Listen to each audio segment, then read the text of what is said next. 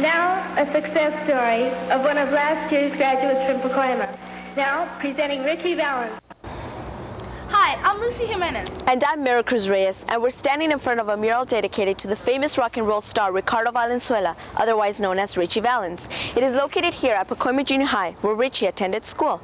We're going to look at Ritchie as a teenager who became famous in a short period of time. We're going to see how young Ritchie Valens not only gave pride and inspiration to millions of Hispanic Americans, but also to young people of all races.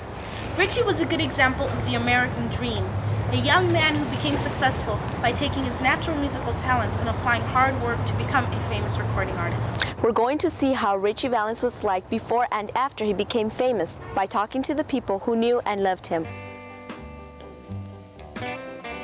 This is Pacoima, California, where Ritchie was born and raised. It was here in this house where he practiced for hours learning his favorite rock and roll songs. When he was about 3 years old, he started with that guitar, and he was just all the time playing his guitar. And then my uncle, I remember my uncle John Lozano, was teaching him the guitar real young. And like I said, he was really into his guitar playing. His music was his life, and there was no doubt in his mind, I guess, that he'd ever make it, you know. Which, I mean, me, there was a lot of doubt in my mind whether if I'd ever make it. And he was very confident about himself. He was kind of quiet when he was little. He didn't say too much. He stuck mostly to himself. He was never with, a bunch of kids. He was more by himself most of the time because he was very shy. I remember me kidding him about him taking his guitar to school and telling him about you making an ass out of yourself with that thing. Little did I know. At lunchtime, I was always walking around the grounds, looking to make sure that we didn't have any problems. I saw this large crowd one noontime, and I thought that we had a problem. So I walked over to see what was happening, and there was this young student with a guitar strumming away and singing. That's how I first met Ritchie Valens. I watched the pupils around him, and they were all smiling, happy. They enjoyed what he was doing, and fine. When the bell rang, of course, they all looked at me and wanted to know what I was going to do, and I told them everything is fine, they're fine. When he was little, he was very shy, maybe because he was real chubby and chunky, but when he went to junior high, he started, playing the guitar. He would come to school and walk around the hallways, and he'd play his guitar. And a lot of kids thought he was silly coming to school with his guitar. But then later on, when we were sitting down one day eating lunch, and he came and sat by us and started playing the guitar and started singing, mostly rock and roll. Everybody was really surprised to hear him singing and playing the guitar because he really played it well and had a beautiful voice. Richard worked, I think it was summer of 1955 at the restaurant. As I recall, Richard, he was a very likable young man. He was a real nice attitude. He was always smiling, happy-go-lucky. When he was through with his job, he would pick up a couple of spoons and make some noise with his hands. He could develop rhythms, different kinds of rhythms, and that's when I found out that he had some talent. He had musical talent. Ritchie Valens, we knew him as Ricardo Valenzuela, and he was in my wood shop crafts class, and he refinished one of his guitars in there. He had several guitars. The one that he wanted to refinish was an older one, and spent quite a bit of time sanding it and getting it cleaned up. Many of the youngsters, I think, could see quite a bit of talent in this young man. And they were, I'm sure, using him as a role model. And I thought it was a good role model. He didn't get involved with, like today, some of the fights and gang activities. But I think most of his work was his music. Was he ever harassed when he sang, bothered? No, he was never harassed, just the opposite. The kids loved him. I could tell by how rapt and interesting the smiles on their faces, how much they enjoyed Ritchie. Did he ever like to sing when he was? As I recall, he used to bring his guitar now and then, a guitar, and sing a little rock and roll. And in fact, he also sang Latin pieces now and then. I could tell that he liked Latin music also. You know, we were not the well-to-do family, you know. Of course, I guess we could be considered the middle class, you know, but he was brought up the hard way, I recall one time he asked me if I wouldn't hire his mother. His mother was unemployed, and evidently he came from a sort of a, I guess, broken home. His mother didn't have a husband, and so consequently I accepted. I told him that I would hire his mother as a cook, a temporary cook there at our place. And they both used to come over in the morning and prepare the place for business, and Richard would stay till late because he had to wash the dishes and prepare tables and different things. Did you know anything about his father? No, I never did. He never said too much, you know, about his father. But I did hear that he was a farm laborer. He was a very well, likable man, and he had a big personality like Ritchie, and he was always thinking about Ritchie all the time. He was very worried about him, and but then again, he knew he was playing the guitar, and my husband did tell me one time that he did tell him, "You're going to be a big rock star." Were you here the day when the plane crashed? Yes, we were in the auditorium. They were practicing for graduation. As one of the girls was making her speech, and I have her speech, as she came to the words that says, "Now that we have but one life to live," the auditorium shook, the lights went out. The next 3 years. They will look to us with expectation, and we hope with pride. We have only one life to live. And when it's over, will the world be a better place for our having been there?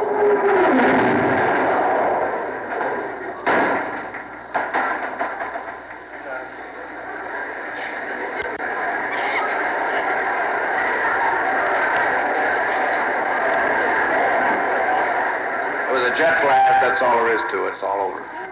And the first thing that we heard sound like a sound barrier being broken by a jet. But it was actually the plane crashing on the campus.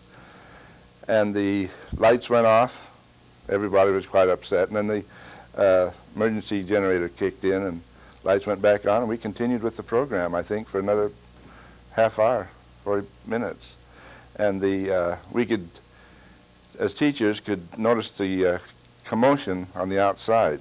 I sent my vice principal out to check, came back in 5 minutes. He says, "There's an airplane crash at the school, and it was pretty bad. And a lot of our boys were just coming in from gym, and those were the ones that were hurt." How many died? Well, 3 of our boys were killed. 5 of the flyers were killed. One of the flyers of the small plane parachuted out, and he suffered 2 broken legs. That was the total. But the injuries, we had over 70 boys injured seriously, leg amputated, stomach cut wide open, very serious injuries. How did the death of his friend in the plane that crashed here at the PE field of Pacoima Junior High affect Ritchie?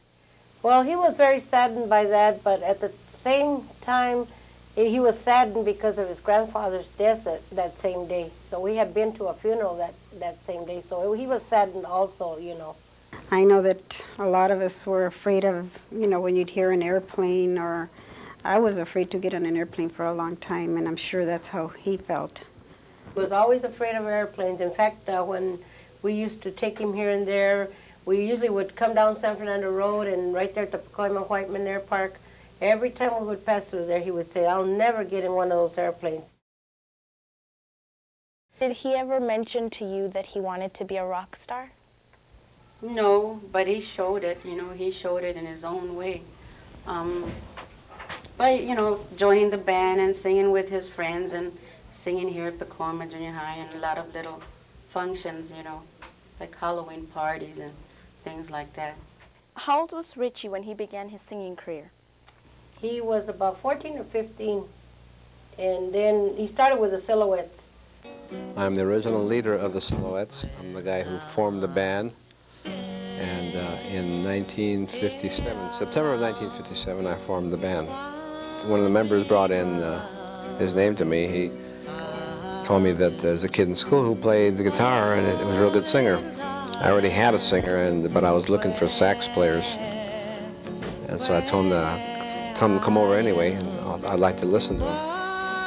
He came over to my house one evening and knocked on the door. I opened the door and there he was, so with the guitar in one hand and the little tiny amplifier in another hand. So I told him, asked him to come in and to play some numbers and sing some numbers, and I'd sit back and listen.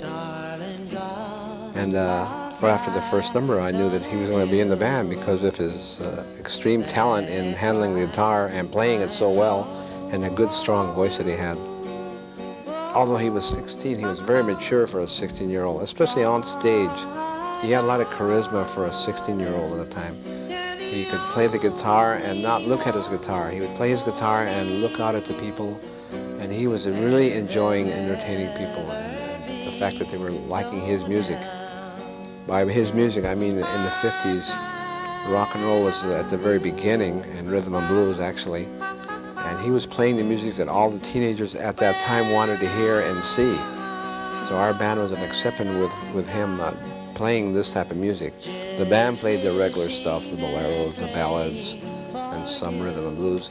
But Ritchie carried all the other current top 40 of that day. Who were some of Ritchie's idols?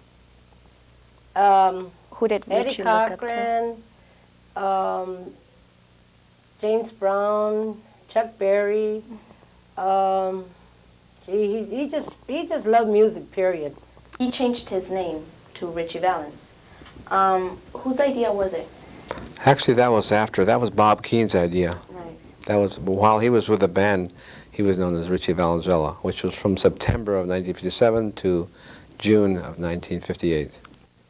Bob King, owner of Delphi Recording Studios, discovered Ritchie singing with the Silhouettes at one of the dances Ritchie's mother sponsored at a local Legion Hall.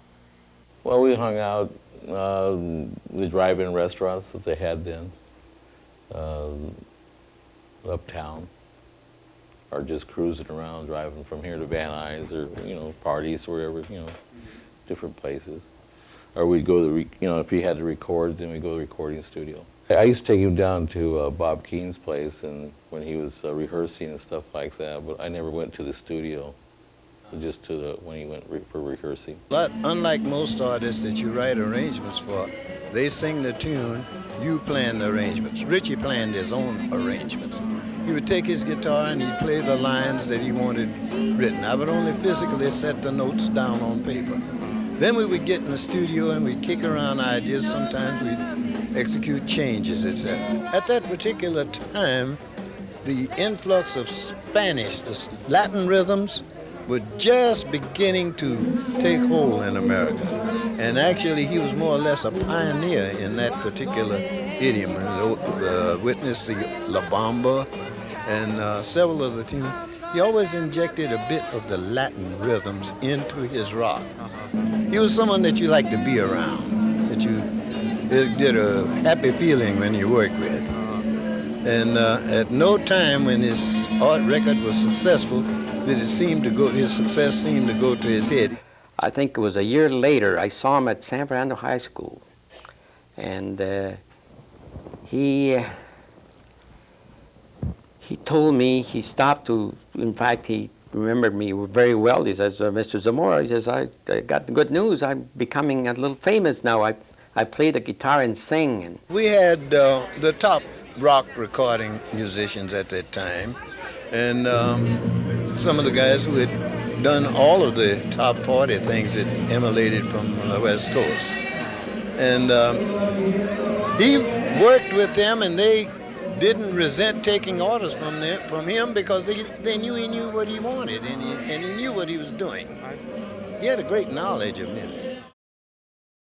KFWB had these house parties, and then they would, I think it was the Oh Boy Pizza, they were, from the Oh Boy Pizza place, and then the people would call into the radio station and they would win a prize, and the prize would be Ritchie Valens.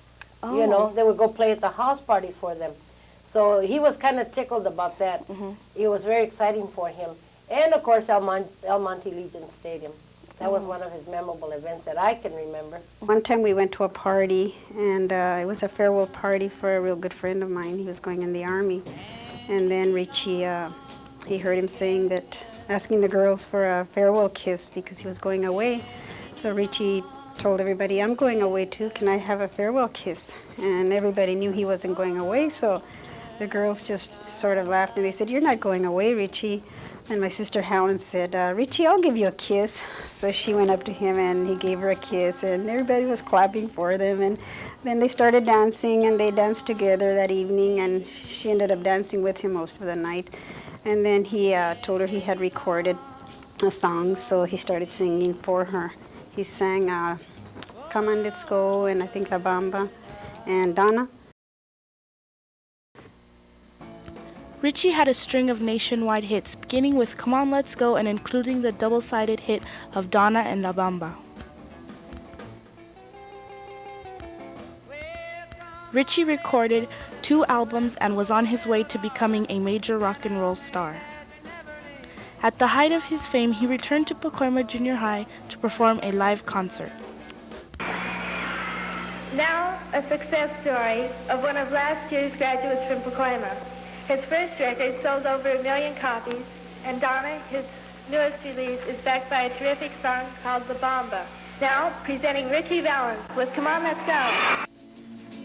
Well, Jesse, no, darling, darling, I love you so, oh, I will never, never, never let you go. Come, darling, let's go.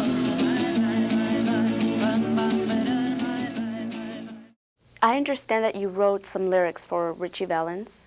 Yes, I did. At the time when Ritchie was recording and when he was doing his albums, he came up to me that night and he says, Tia, he says, I want you to write the words, translate them to, in Spanish, because he knew I knew how to read and write Spanish. He says, Bob wants you to write the words to La Bamba. So I did. I sat down and I wrote the words for him, and he was picking on his guitar, and I would retell him he was picking on the guitar. Did you know Donna? Yes, I did. Donna was a very good friend of mine. I met her at my house at one of the earlier parties where the band played, and eventually we all walked off, and Ritchie and the drummer stayed there and they played their music. Donna walked in with her date for the night and was very impressed, just like me, when she first saw him singing. And she asked me, who was that? I introduced her, and that's how she met Ritchie. He came home and he says, I got a song to you for Donna. And I says, oh, really? He says, yeah, listen. He said. So he went to the phone and he sat on the phone and he started talking to her, and then pretty soon I heard him singing it to her. And pretty soon I heard him crying. I was talking to Donna, and Donna, she talked to me. She was crying, and she says, I love that song, Ernestine. She said, it's just beautiful. We used to talk about the future, It was kind of like if we had a future together, that what he wanted was, he said, in fact, he told me, he said, someday I'm going to marry you, someday I'm going to marry you. When Ritchie called me on the phone to tell me he had finally written the song for Donna, I cried. I was crying. And he says, I'm going to make a record of that. And when it came to number 1, well, everybody in school knew who it was for, Donna, and they'd point. It never went to his head that he was getting popular. He always was Ritchie. He was always just himself. He was always sweet, and he was always kind. Ritchie was featured in Go Johnny Go, starring Alan Freed, the disc jockey who coined the term rock and roll. This was Ritchie's only film appearance. Go, go! Go, Johnny, go!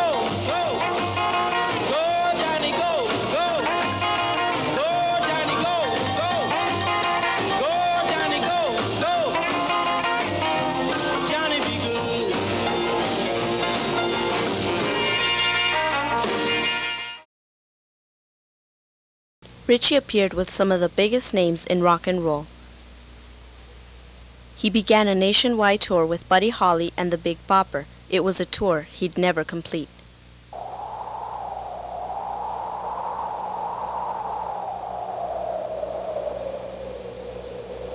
Historian from Clear Lake, Iowa, 3 of the nation's top rock and roll singing stars, Ritchie Valens, J.P. the Big Bopper Richardson, and Buddy Holly, died today with their pilot in the crash of a chartered plane. Following an appearance before 1,000 fans in Clear Lake. Why do you think Ritchie got on that plane? Well, Ritchie had a very bad cold that night, And the stories were that he really wasn't too hip on going on that coal bus for the next town. Buddy Holly and the Big Bopper had already made plans to get on the airplane so they wouldn't be on that coal long trip. The flipping of the coin was very unfortunate for Ritchie. Tommy Alsop, who wanted to go on that plane with Buddy Holly, was Buddy Holly's guitar player, so he had preference. One time he mentioned to me that he didn't like flying, but what he told me was he didn't like flying the small planes. He didn't mind the big ones so much, but he didn't like the small ones. And why? That is one question we'll always have in our minds. Why did he do it? You know, knowing that he always had said never, you know, in those small airplanes. What it was is that it was a flip of the coin.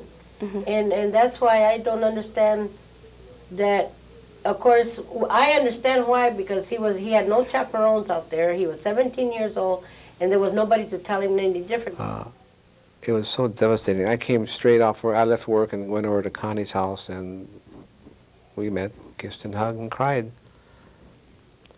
We heard the news on the radio, KFWB, and the first thing that they said, 3 top rock and roll singers had been killed. One was Ritchie Valens and the Big Bopper and Buddy Holly. So right there, we knew already. And when we got to the house, of course, it was just a mass of newspaper people there. So it was very hard on her. It was very hard, yeah, for her to have received the news. I mean, for all of us. For all of us.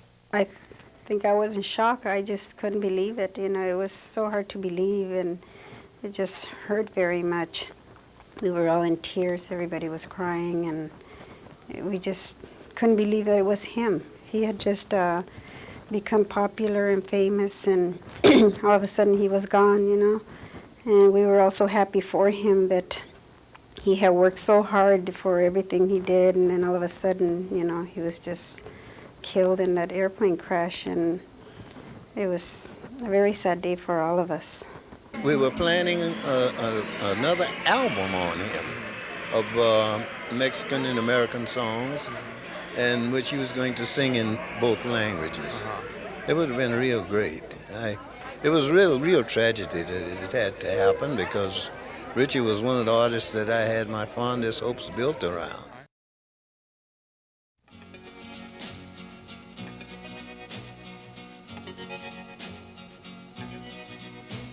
Stay beside me, here beside me. Manuel Velázquez painted a mural of Ritchie Valens at Pacoima Junior High, which was dedicated on June 15, 1985. A dream of mine of paying tribute to somebody who came from a neighborhood that I was brought up in. I knew a lot of people that knew him. I've had his records, and it's just something that influenced me while I was growing up. Come on, give this lady a hand, because she had a dynamite son.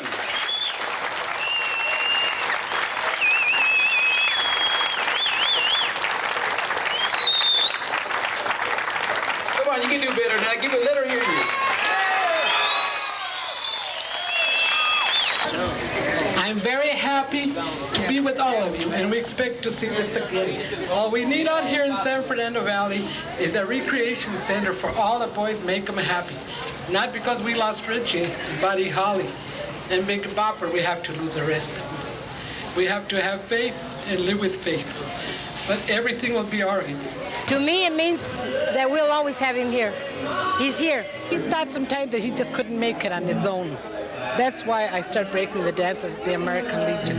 Because like that, he had more of a chance. See, there's where the talent scout got him, you know. It shows me that he did have more of an impact, you know, than I thought he did. It's been a hassle, it's been a heavy road, but it was worth it every bit. The last 3 years putting this thing together, you know. I didn't even think it would happen, and now here we are. I don't know, I think my wish is coming true, but I would like to see it happen. I mean, the movie's coming up.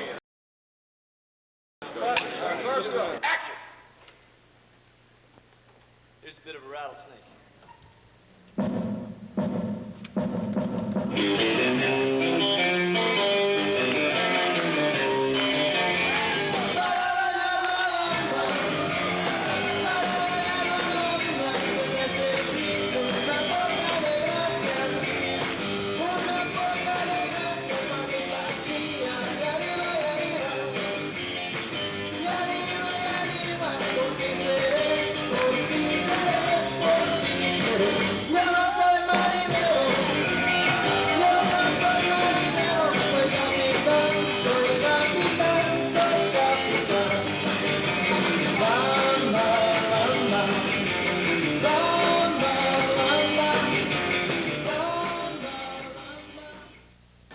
It's the story of his family, of his struggle to not only create his music, but to forge a career for himself in early rock and roll.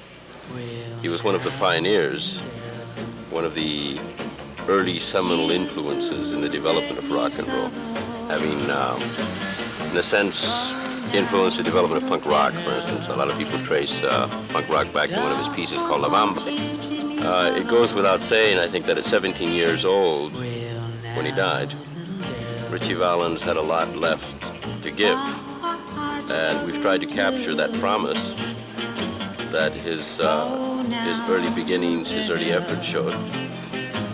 Not only to show the loss, but also to show his enduring contribution, because people continue to re-record his songs. Pacoima, of course, was Ritchie's hometown. At that time, it was an isolated little rural community in the North Valley, you know, a long way from Los Angeles. Even so, it was a very unique place that saw a lot of different ethnic groups melding there, coming together. And that may be one of the clues, really, to Ritchie's, the richness, really, of Ritchie's cultural expression, that he was able to jump barriers. And he's been described to us as a person that had no tolerance for racial discrimination. He always treated people alike, you know. Perhaps the 50s were happy days for a lot of people. For other people, they were only happy because they could sing, you know, out of the pain, sing out of their deprivation. And it doesn't matter whether they were white or black or Chicano or Asian or what have you. What you're talking about is something essential about popular culture in America, that it comes from the experiences of real people, real suffering, and they're able to transcend that by pouring their pain into music and creating songs. And that really is the essence of this story. You know, that's really what we're trying to tell. It's a story, I think, that no one in the world should have trouble understanding. It's a real rags to riches story. It's a real American story in that sense. You're talking about a kid that made it, man. He went out and became a rock and roll star, and he bought his mother a house, and he got a blue Thunderbird, and you know, and he had Donna, you know, as his girlfriend, and it's a real dream story, a dream come true. It's a story about dreams, okay? We all have dreams, both negative and positive. Ritchie's came true. We knew, of course, that there were family members present at various locations when we were filming. Ritchie's sisters, who were little girls in the story because it was almost 30 years ago, were there, and Bob was there at crucial times. La Bamba has turned out to be a story of brothers. The creative, positive, light energy of Ritchie, and the dark, creative, intense energy of Bob. Isai Morales, I think one of the phenomenal young Latino actors of this new generation, really. Connie met him, and she says, you found Bob. This is Bob back in the 1950s. As an actor, to have the person there, to have the mannerism, to have the you know, the tone of the voice and all, and the head movement.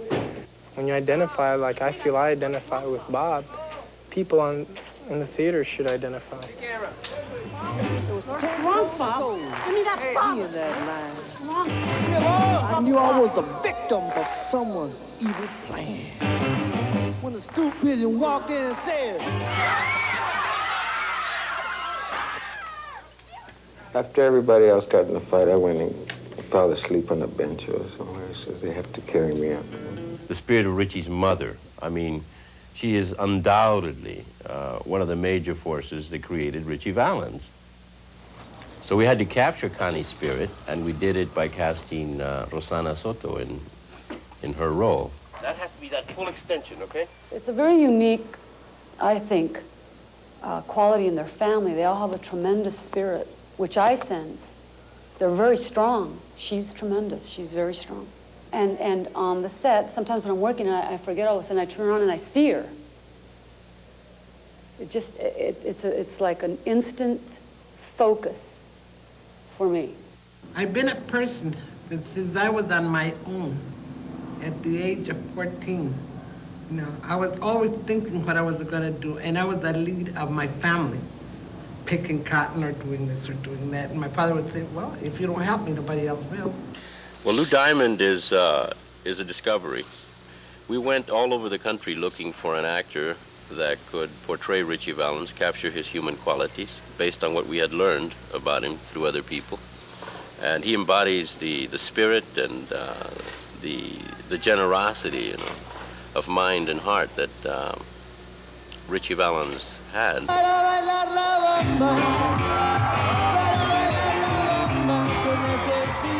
Today when I was doing La Bamba and I look out into the balcony and I see Connie and Irma, Ritchie's sister, standing up there dancing and blowing me kisses, I know for that moment I'm him on stage. I play Rosie. Right now it's curly Rosie and pregnant Rosie. But see? See? I ain't kidding around. No, I play Rosie, who is this young, earthy girl from San Jose who Ritchie has a crush on. They grow up together and then she falls in lust with Bob, his brother.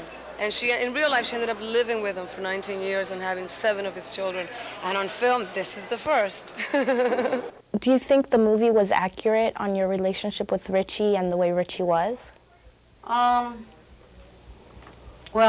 a lot of people saw me and him together more than they did see Bobby and me.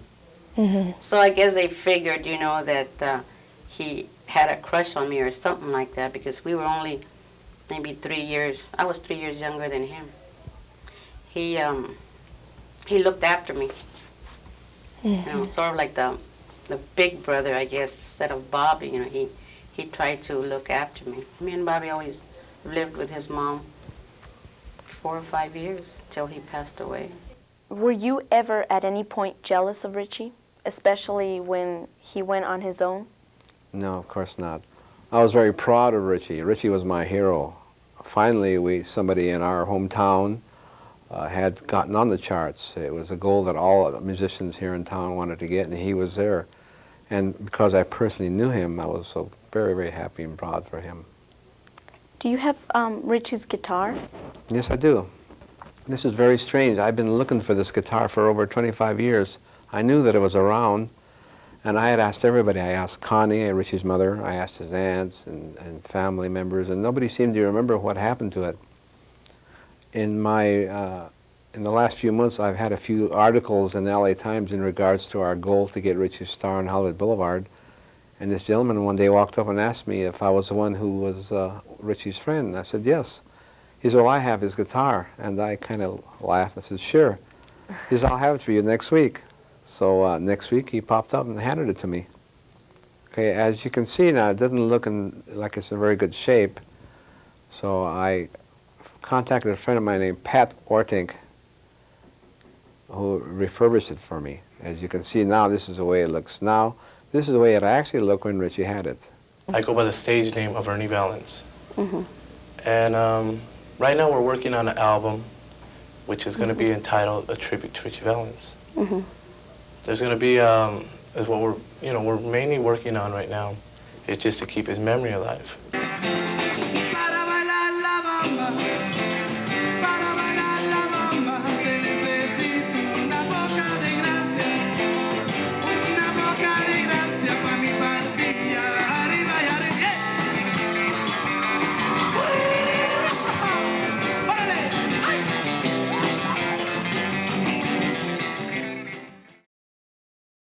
Gil Rocha and Freddie Aguilera formed a committee, and at the time it was their idea to put a star in the Hollywood Walk of Fame for Ritchie. Mm-hmm. So how it came about was, the committee was formed, there was 21 or so members, and we raised money through dances and fundraisers to get money for the star, and which we were very successful in doing.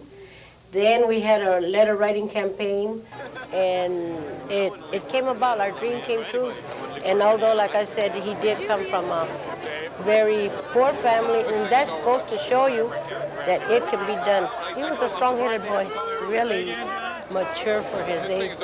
After he started recording, he says, Tia, he says, if I get up there high, he says, I'm going to go to Beverly Hills, he says, because I am going to be big.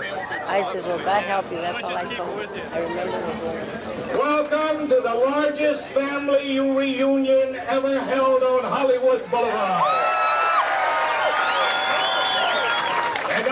ask you, is it a happy family today? Well, I welcome you to another Walk of Fame ceremony sponsored by the Hollywood Chamber of Commerce. Today we recognize a young man who in his short life was and still is an inspiration to the youth of this country. Today we honor the late Ritchie Valens with a Walk of Fame star in the recording category.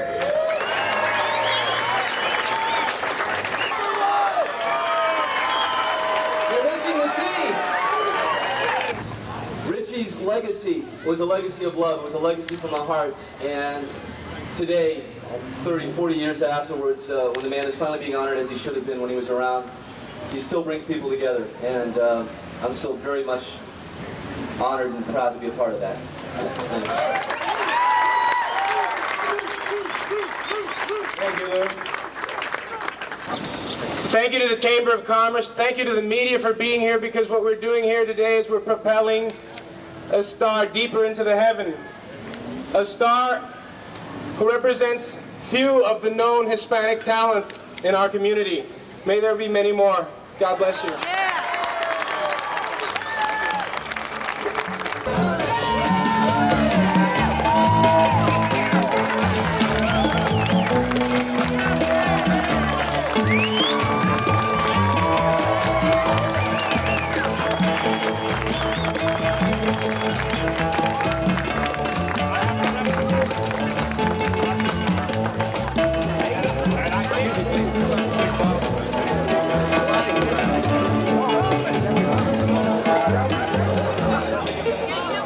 Ritchie's alive right now. He lives in all the hearts of all these fans here.